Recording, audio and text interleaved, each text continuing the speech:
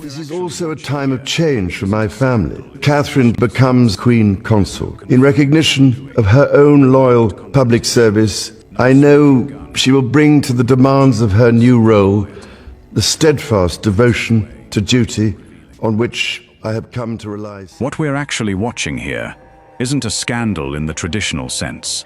There's no confirmed wrongdoing, no leaked confrontation, no smoking gun.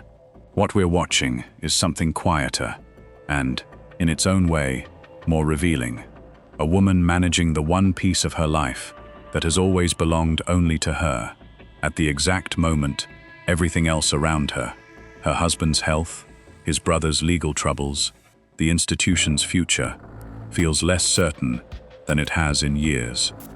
Whether this was about taxes, about scandal insulation, or about a marriage under more strain than the public has been allowed to see, Camilla made sure that before anyone else could touch it, Ray Mill House would belong to her children. It started with a document nobody was supposed to notice, not a press release, not a palace statement, a filing, buried in the public record, the kind of paperwork that usually sits untouched for decades, gathering dust in a government database that almost nobody outside a solicitor's office ever has reason to open. But somebody was watching, and when they pulled the Land Registry entry for a quiet country house in Wiltshire, they found something that didn't add up. The name that had been attached to that property for almost 30 years was gone. In its place, 2 new names. Neither of them was Camilla's. If you're new here, this is the kind of story we live for. The ones the palace never confirms and never denies. The ones you have to piece together yourself, from public records, planning documents, and the people willing to talk on background.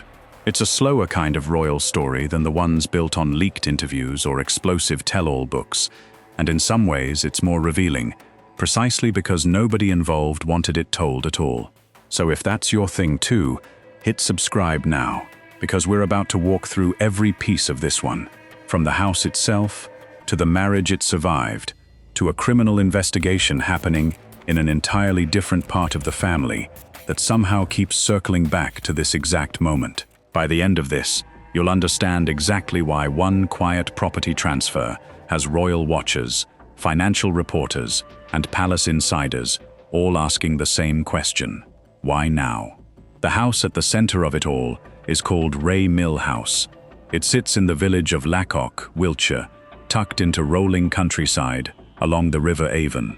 12 acres of gardens surround it.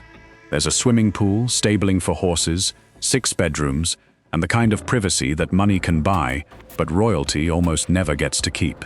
For nearly 30 years, this was the one place on earth where Camilla could simply stop being a public figure. She bought it in 1996 for £850,000 in the raw aftermath of her divorce from Andrew Parker Bowles. Two extraordinary women, born 3 years apart. One, a commoner, destined against all odds to become queen. The other was, for 7 years, second in line to the throne. It's the ultimate tale of the unstoppable force meeting the immovable object, the coming together of a surprise outsider and the supreme insider. That timing matters more than it might seem. This wasn't a property acquired for status or investment. It was bought by a newly single woman, rebuilding a life that had just been publicly dismantled. To understand why that house meant what it meant, you have to understand what the years leading up to it actually looked like for her. Because the woman who bought Ray Mill House in 1996 was, by any reasonable measure, in the middle of the worst press cycle of her entire life. Camilla and Charles had known each other since the early 1970s, long before either of them married anyone else.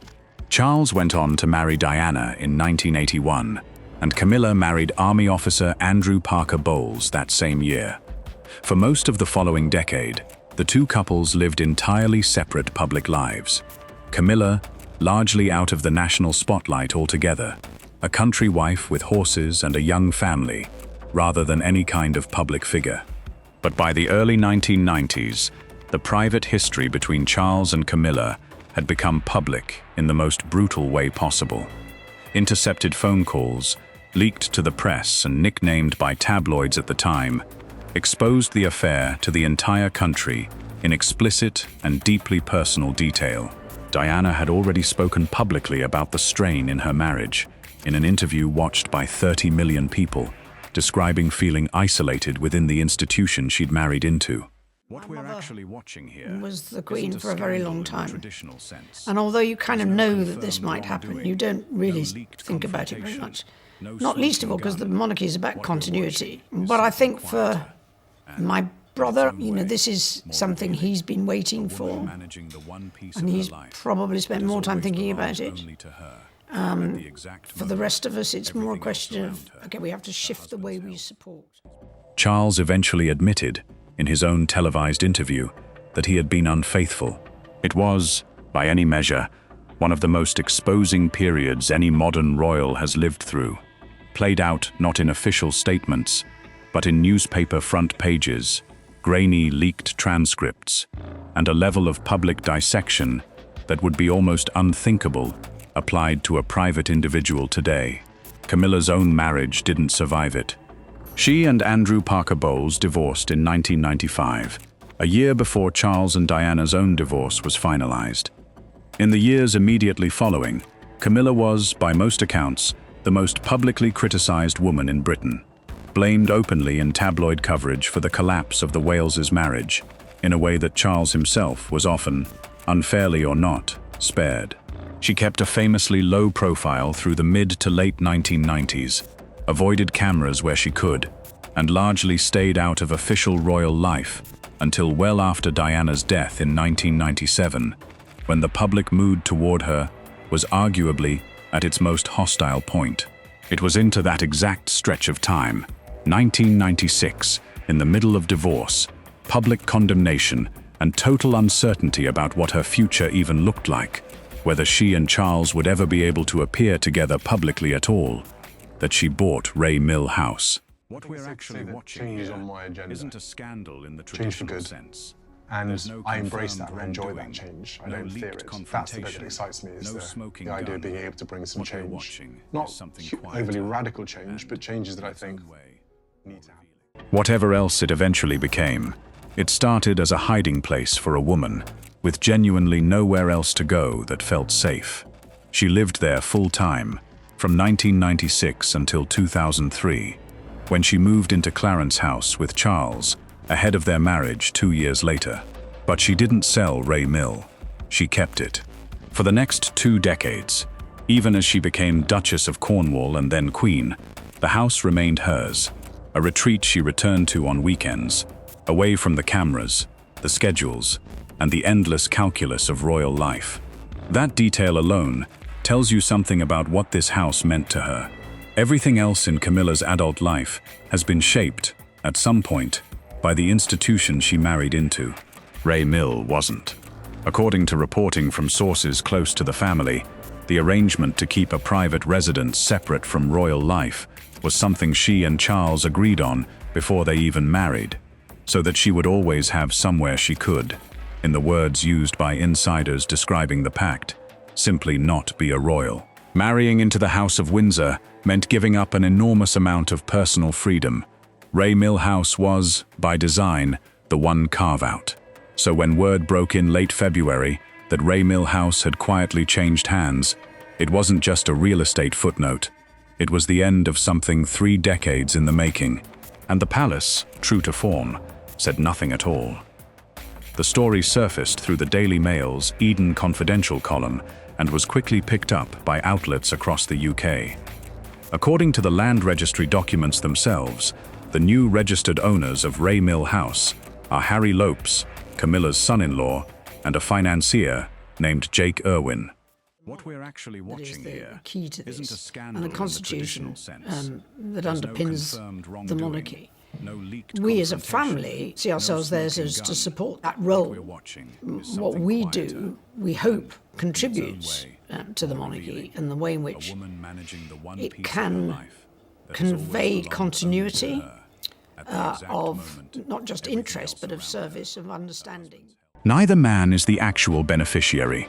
Reporting from GB News clarified the structure. As trustees, Lopes and Irwin hold the legal title for Land Registry purposes, but they are not the beneficial owners. A beneficial owner, in simple terms, is the person who actually controls an asset and benefits from it, even when someone else's name sits on the paperwork.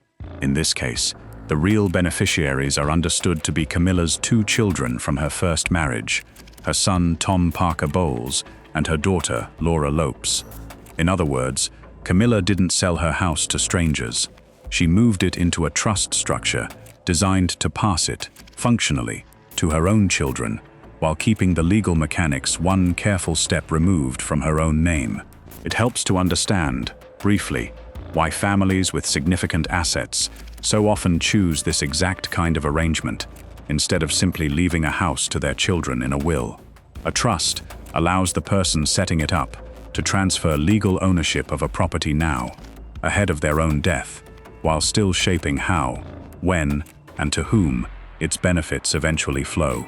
Done correctly, and often years in advance, it can reduce the inheritance tax burden that would otherwise apply if the property passed on death, since assets given away early enough and structured properly can fall outside the estate for tax purposes by the time the original owner dies. It can also protect a property from being tied up in probate, avoid public disclosure of the terms of a will, and, crucially, let the original owner control exactly who ends up holding legal title, as Camilla appears to have done, by placing that title with trusted family representatives rather than directly with her children. There's a specific reason families often use a trusted intermediary, someone like a son-in-law or a family financier, to hold the legal title, rather than putting a property directly into the children's own names. It keeps a layer of professional or semi-professional management between the asset and the people who will eventually benefit from it, which can matter enormously if a beneficiary later goes through a divorce, a bankruptcy, or simply isn't yet in a position to manage a valuable property directly. It also means that if the arrangement ever needs to be adjusted, say if family circumstances change or if tax law shifts, there's a structure in place that can be modified without having to publicly retransfer the property yet again. None of this is exotic.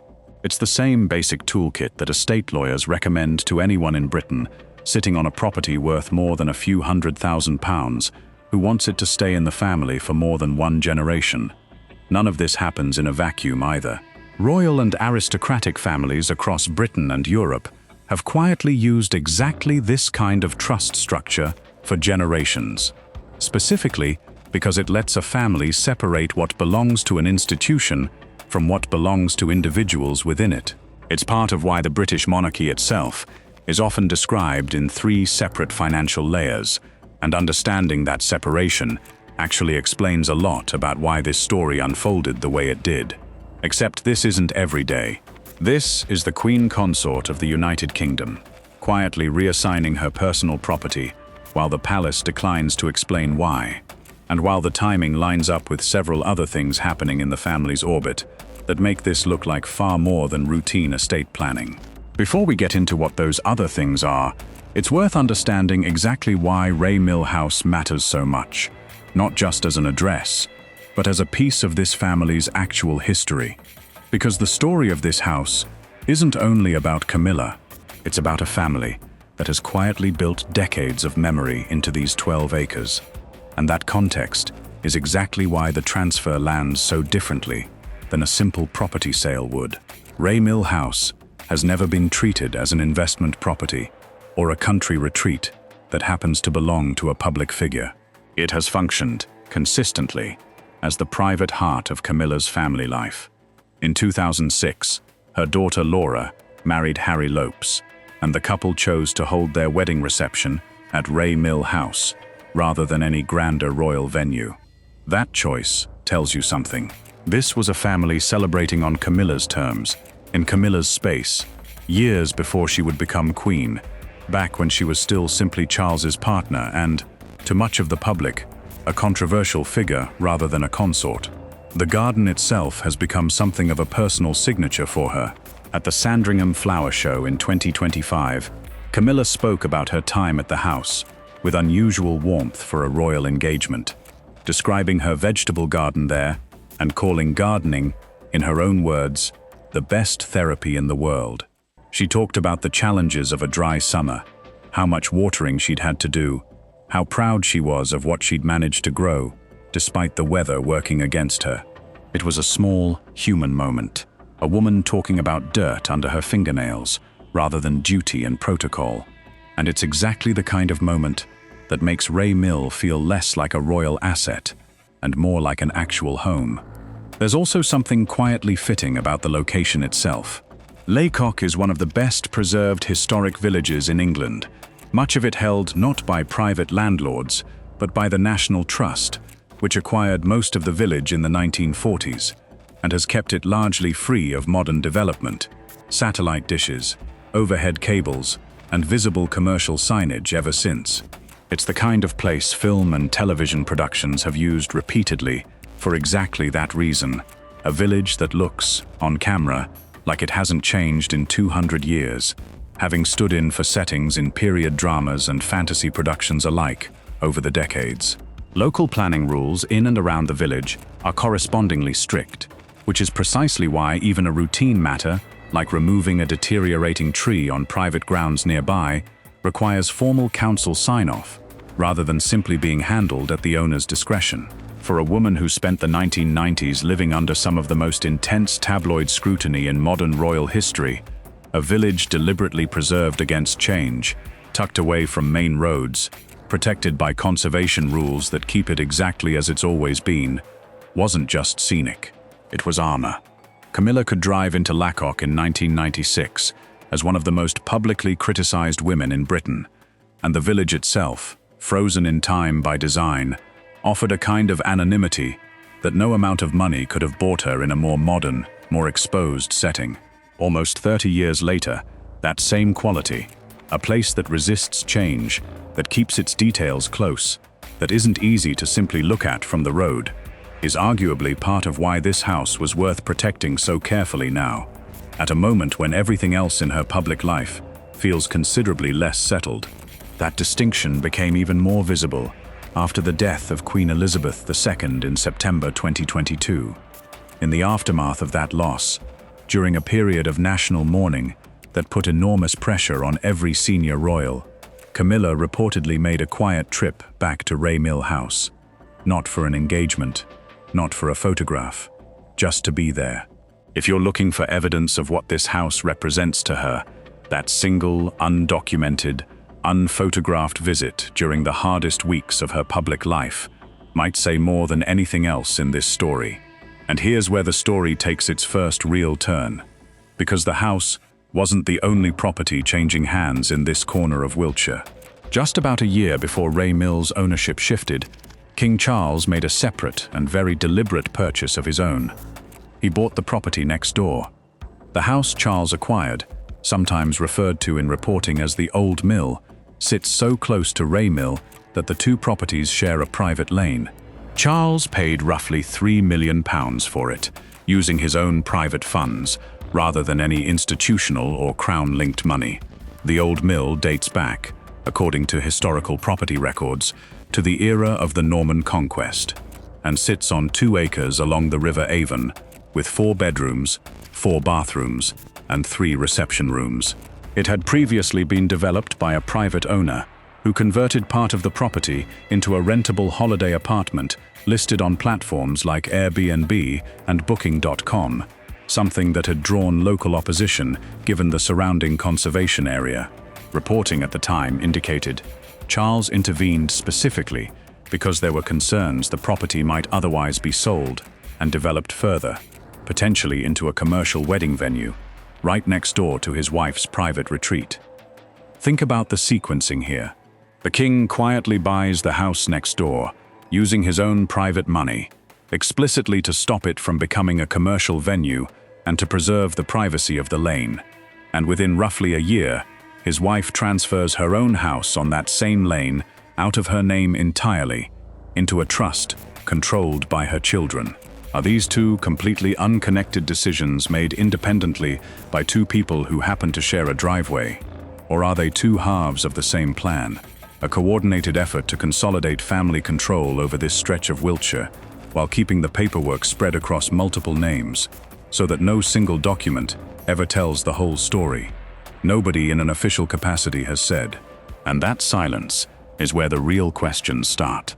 If this story has your attention so far, this is a good moment to hit that like button and let the algorithm know you want more of this kind of deep dive, because what we're about to get into is where the theories genuinely start to diverge, and where you'll have to decide for yourself which explanation actually holds up. There are, broadly, 3 explanations circulating for why Camilla moved to restructure ownership of Ray Mill House at this particular moment, and none of them come from an official palace statement, because there isn't one. Buckingham Palace was asked directly about the transfer and declined to comment, which, in royal reporting, usually means one of 2 things. Either the explanation is too mundane to bother confirming, or it's sensitive enough that confirming it would raise more questions than it answers. The first, and most straightforward explanation, is tax and estate planning, the one we just walked through. Placing a valuable property into a trust structure ahead of time, rather than leaving it to pass through a will and potentially through inheritance tax, is one of the oldest and most common strategies wealthy families use to protect an asset for the next generation.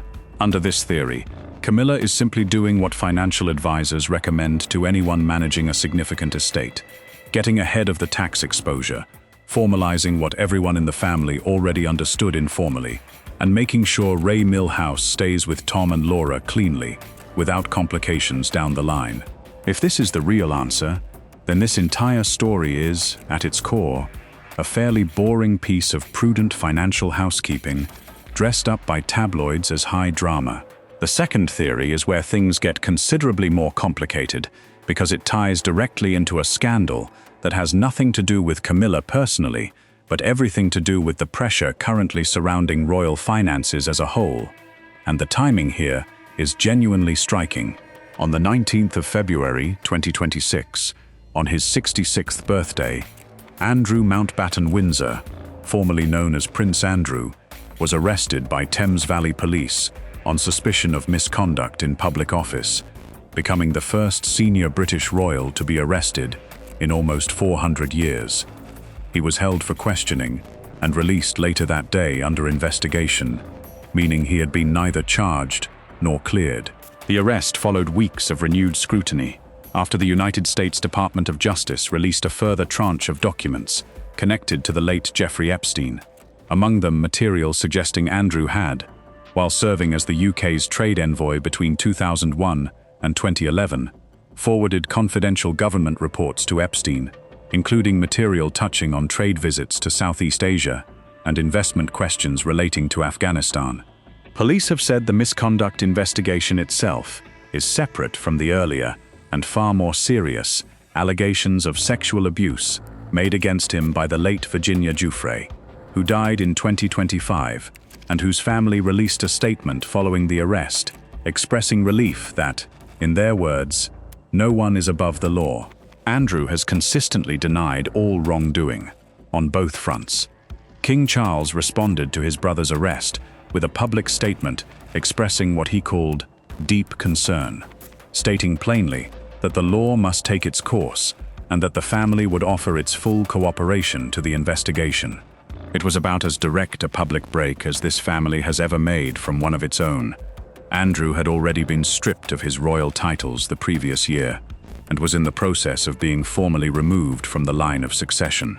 Reaction to the arrest itself was sharply divided, with members of the public interviewed outside Buckingham Palace in the hours afterward expressing everything from relief that accountability had finally caught up with a senior royal, to simple resignation that the story had, in the words of one bystander, been a long time coming.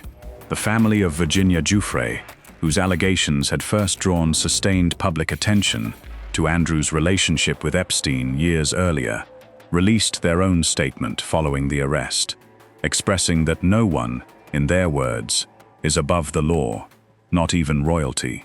It's worth being precise about what the arrest was and wasn't for, because the 2 separate threads involving Andrew have often gotten blurred together in public conversation. The misconduct in public office allegation relates specifically to his time as UK trade envoy between 2001 and 2011, and centers on claims that he forwarded confidential government material to Epstein during that period, including reports connected to official trade visits. Police have been explicit that this particular investigation is separate from the earlier and far more serious sexual abuse allegations made against him, which he has always denied in full.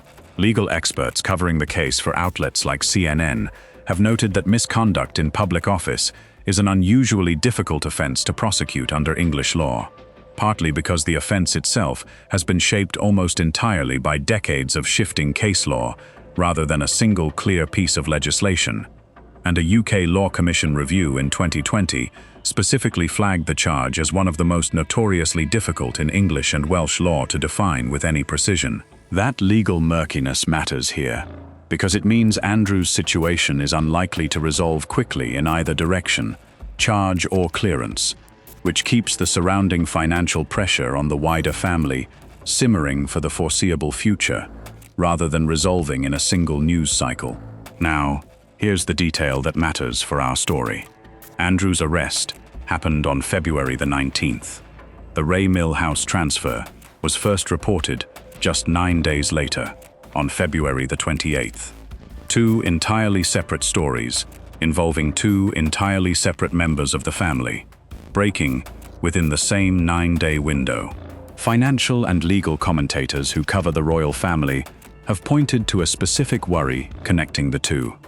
If Andrew's legal situation escalates, particularly if it moves toward any kind of formal insolvency proceeding, there is a real possibility that far more of his financial history becomes subject to court-ordered disclosure than the family has ever had to reveal publicly before.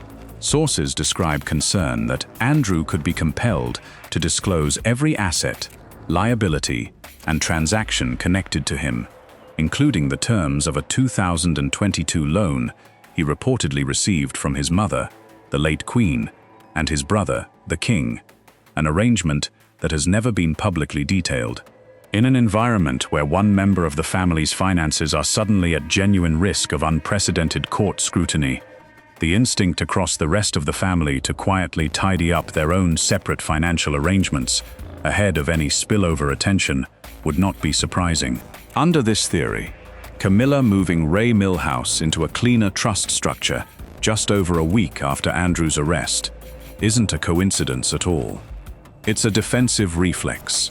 A family that has just watched one of its own become the subject of a criminal investigation, deciding, almost instinctively, to make sure nothing else of theirs is sitting exposed if the scrutiny spreads. To be fair to the other side of this theory, plenty of estate planning simply takes months to finalize once it's set in motion, and a 9-day gap between one unrelated story and another is well within the range of pure coincidence. Trust arrangements like this are not put together overnight. If this transfer had been in the works since the previous year, its timing relative to Andrew's arrest would be exactly that, timing, and nothing more. We genuinely don't know which of these is closer to the truth. What we know is that the two stories happened close enough together that it would be strange for royal reporters not to notice. That's also part of why the palace's non-response makes sense from an institutional standpoint, even if it's frustrating from a viewer's standpoint. Commenting on a private family's personal property arrangements sets a precedent the palace has spent decades trying to avoid, because once you start explaining one private transaction, journalists reasonably expect you to explain the next one, and the one after that, indefinitely. Staying silent, uncomfortable as it looks from the outside, is often the only strategy available once a private matter has already become public, without the family's consent. The third theory is the one that's generated the most tabloid energy, and it's also the one that deserves the most caution, because it rests almost entirely on anonymous sourcing, rather than anything documented. It's the suggestion that this transfer reflects strain in Charles and Camilla's marriage. Reporting from the past year has included claims, sourced to unnamed palace insiders, that the couple sleep in separate bedrooms and spend a significant amount of time apart, with Camilla retreating each weekend to be with her children and grandchildren, while Charles remains at Highgrove. One source described the dynamic in stark terms, suggesting that since the coronation, the couple has faced serious hardship, compounded by the fallout with Harry, the loss of Queen Elizabeth, and Charles's own health struggles. The same source suggested that Charles's cancer diagnosis, revealed publicly in 2024, shifted their relationship into what was described as a carer and patient dynamic, one that hasn't been able to evolve back into something else. The source went further still, describing Camilla as having days where she wishes the coronation had never happened at all, given everything the couple has endured since. If any part of that reporting is accurate, then transferring Ray Millhouse out of her name could be read as Camilla quietly securing her own financial independence and her family's future, separate from whatever happens between her and the king. It's worth remembering, too, that the pact allowing her to keep a private, non-royal retreat was reportedly agreed before they even married, precisely because both of them understood how much of her independence she was giving up. If that independence is now feeling more important to her than it has in years, formalizing control of the one property that was always entirely hers would be a logical, quiet way to act on that feeling, without ever having to say a word about it publicly. But it's just as important to say plainly that none of this is confirmed by anyone willing to put their name to it. No senior royal, no official spokesperson, and no member of Camilla's or Charles's household has gone on record about the state of their marriage. Everything here is drawn from anonymous sourcing in tabloid reporting, and tabloid sourcing on marital strain inside this specific family has, historically, produced its share of stories that never bore out. It's also worth remembering that this isn't the first time strain rumors have circulated about Charles and Camilla, and it likely won't be the last. Since their wedding in 2005, tabloids have periodically run stories suggesting friction between them, usually followed, weeks or months later, by a public appearance where the two look perfectly at ease together, undercutting whatever narrative had been building. That pattern doesn't prove this particular round of rumors is wrong, but it's a useful reminder that this specific family has been the subject of marital strain speculation on a fairly regular cycle for close to 20 years, and not all of it has held up. We're including it here because it's genuinely part of the public conversation around this transfer, not because we can verify it, and you should weigh it accordingly. There's a useful parallel worth drawing here too, involving Andrew's own housing situation, because it shows just how differently property disputes play out when a family member has fallen out of favor versus when, as with Camilla, they haven't. After losing his titles, Andrew was also asked to vacate Royal Lodge, the mansion he had lived in on the Windsor estate, and relocate to the smaller wood farm property on the Sandringham estate in Norfolk, the same property police were seen searching on the day of his arrest. That was a very public, very deliberately negotiated process, one that played out across months of reporting, involving lease terms, security costs, and public pressure over why a man stripped of his titles was still occupying a 30-room mansion at taxpayer-subsidized rates. Camilla's situation with Ray Millhouse is close to the opposite of that. Nobody forced her out of anything. Nobody demanded she give up a property. She appears to have voluntarily and quietly restructured ownership of a house that was always unambiguously hers to begin with, using entirely legal and private means, with no public pressure campaign attached at all. The two stories sit on completely different ends of the spectrum. One a very public reckoning over a fallen royal's living arrangements, the other a private woman managing her own affairs with minimal fuss, and the fact that they happen to break in the same general news cycle is part of what made this quieter story land as loudly as it did. If you're still with us at this point, that probably means you're exactly the kind of viewer who wants the full picture rather than a 5-word headline. So let us know down in the comments which of these 3 theories you find most convincing, because the comment section on stories like this one has, more than once, turned up a detail or a local source that the rest of us missed entirely. To be clear, none of these 3 explanations has been confirmed. The palace's silence covers all of them equally. What we do know, factually, is the transfer happened. The structure used is a legitimate and common trust arrangement, and it happened within days of an unrelated but genuinely significant royal scandal breaking in public. Everything beyond that is interpretation, and you deserve to know the difference between the two. There's one more small but telling detail that surfaced after the transfer, and it's easy to miss, but it might be the most human part of this entire story. Local planning records show that in February of 2026, an application was submitted to Lacock Parish Council concerning tree works at the property, specifically the removal of a large cypress tree on the grounds, described as deteriorating and blocking light from younger plants nearby. Because Ray Mill sits within a conservation area, any changes to the grounds require council approval before they can proceed. The parish clerk, Theo Edge, confirmed the council had no objection and passed the matter along to Wiltshire Council's planning team for a final decision. On its own, a tree removal application means nothing, but layer it against everything else, and it becomes a quiet piece of evidence that whoever now controls Ray Mill House, whether that's still functionally Camilla through her family, or her children directly, someone is actively planning the garden's future. Someone is thinking about what grows there next season, which younger plants need the light, which parts of that 12-acre stretch of Wiltshire deserve to be protected for the years ahead. For a woman who once called that garden the best therapy in the world, it's hard not to read something personal into the fact that even after the paperwork changed hands, the garden itself is still being tended, still being planned for, as if the emotional ownership never really left at all. None of this happens in a vacuum either. Royal and aristocratic families across Britain and Europe have quietly used exactly this kind of trust structure for generations, specifically because it lets a family separate what belongs to an institution from what belongs to individuals within it. It's part of why the British monarchy itself is often described in 3 separate financial layers, and understanding that separation actually explains a lot about why this story unfolded the way it did.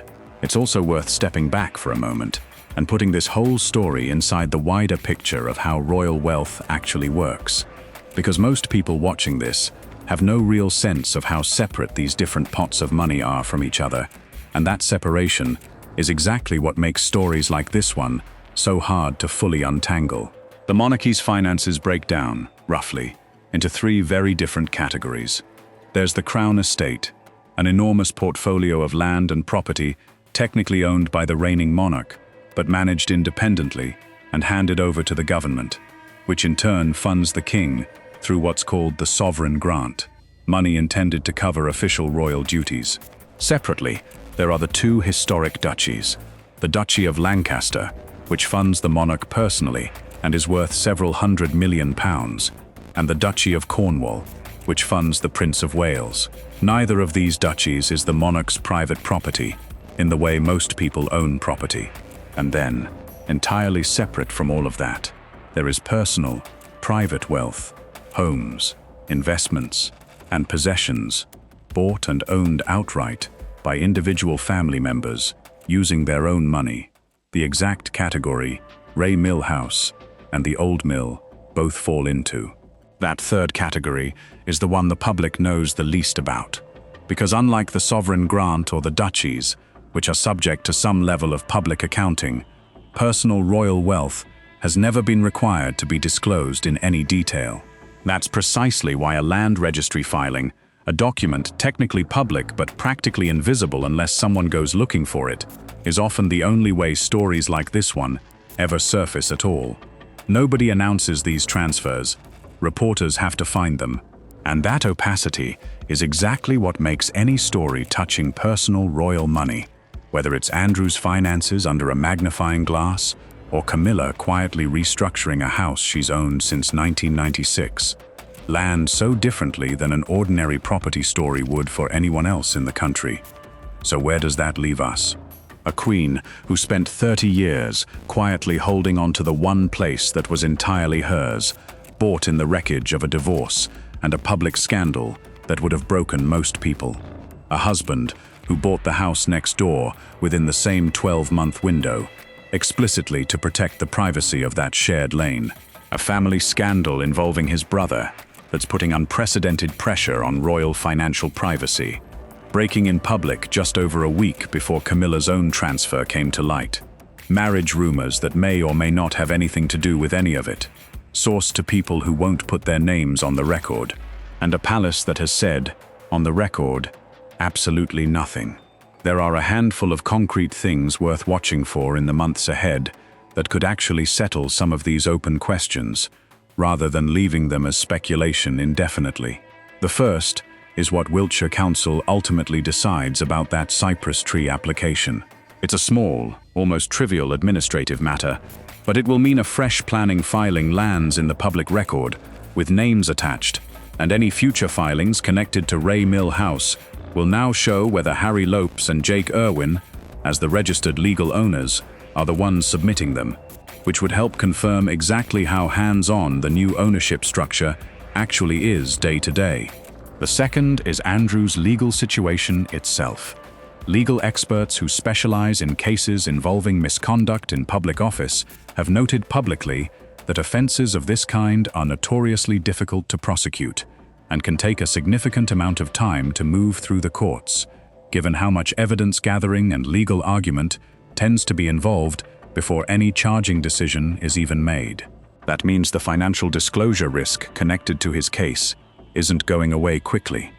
If anything, it's likely to remain a slow-burning pressure point across the family's finances for a long stretch of time, which keeps the tax and scandal insulation theory alive as a live possibility, rather than a one-off news cycle that fades in a week. The third thing worth watching is simply whether any other personal property connected to senior royals shows up in a similar Land Registry search over the coming months.